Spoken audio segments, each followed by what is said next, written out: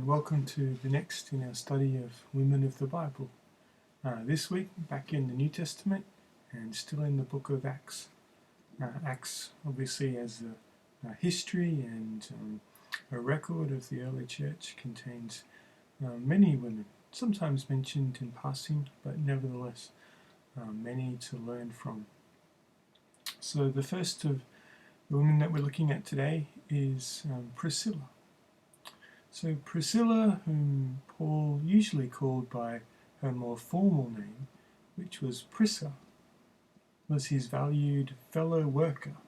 He described her as in Romans 16:3.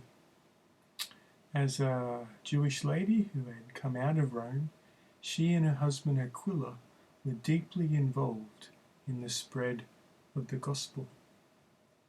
Her name unexpectedly precedes her husband in 3 of the 6 references to them: Acts 18:18, Romans 16:3, and 2 Timothy chapter 4 and verse 19. This may have indicated that she belonged to a higher social class than Aquila, or it could have designated her as the more active of the two in Christian service. It could have merely been an expression of deference toward Priscilla as a woman. When Paul arrived in Corinth in late AD 50, he worked with this dynamic couple in their tent-making business, Acts 18:3. They had recently been forced to relocate from Rome due to the emperor's edict expelling all Jews. Likely Priscilla and Aquila were already Christians, since Paul describes Stephanus and his household as the first converts in Corinth, 1 Corinthians 16:15.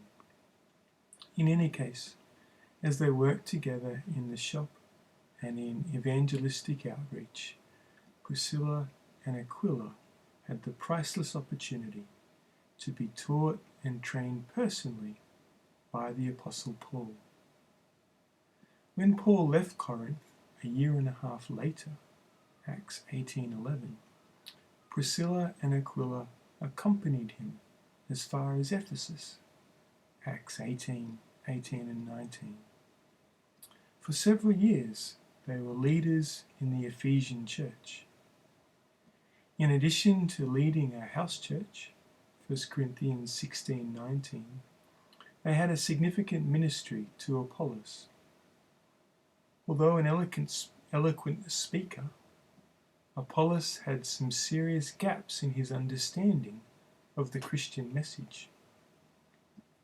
Priscilla and Aquila wisely took Apollos aside privately and, with extraordinary wisdom, tact, and courage, lovingly gave him a thorough, step-by-step explanation of Christian doctrine. Acts chapter 18 and verse 26. Sometime after Paul's visit, in AD 57, Priscilla and Aquila returned to Rome, for Paul later sends special greetings to them and to the members of the house church that they had led. Romans 16 verses 3 and 4. Interestingly, he also mentioned a time when they risked their lives to save his, possibly at the time of the Ephesian riot, in Acts chapter 19 and verses 23 to 41. From Rome they evidently returned to Ephesus, for the last mention of this dedicated Christian couple comes at the very end of Paul's life, when he greeted them in his last letter to Timothy, 2 Timothy chapter 4 and verse 19. Priscilla presented a picture of a strong, competent woman who was actively involved in Christian ministry. Though she managed her household and pursued a trade, she found time to gain a thorough understanding of Scripture, and she was obviously adept in teaching. As a well-respected leader in the early church, she was also noted for her hospitality, she worked side by side with her husband, and together they made a significant contribution to the spread of the gospel in the early decades. The second character study that we're looking at is a group of women who were the daughters of Philip. These four extraordinary women were the daughters of the evangelist Philip, who had been one of the 7 disciples set apart for special service in the early church. You can read about that in Acts chapter 6 and verses 1 to 7. Since no mention is made of the wife and mother in this home, Philip may have been a widower whose daughters presided over his home and cared for his needs. The text does not indicate the ages of the unnamed women, though their spiritual gifts would suggest a maturity of years and a wealth of experience.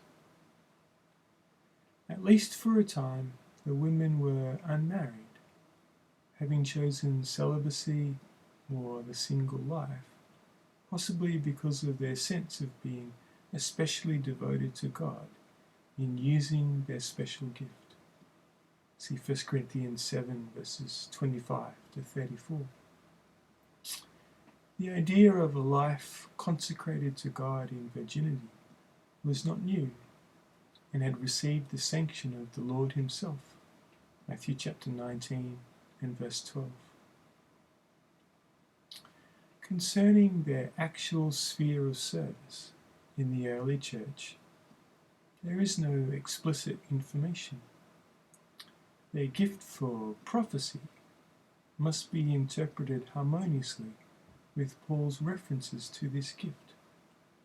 1 Corinthians 11:5 and 1 Corinthians 14:1. Their ministry could have been among women, as Miriam in the Old Testament, Exodus 15 and verse 20. Whether or not they accompanied Philip or his evangelistic excursions, we're not told. But they surely would have had opportunities to share the gospel and disciple women in whatever setting they found themselves, especially in the Greek society in which they lived. In any case, these women certainly must have been well versed in Scripture, and they worked among the leaders of the early church, sharing in the privileges of the gospel with unusual opportunities, both to grow in the Lord and to make a contribution to the kingdom. Many thanks.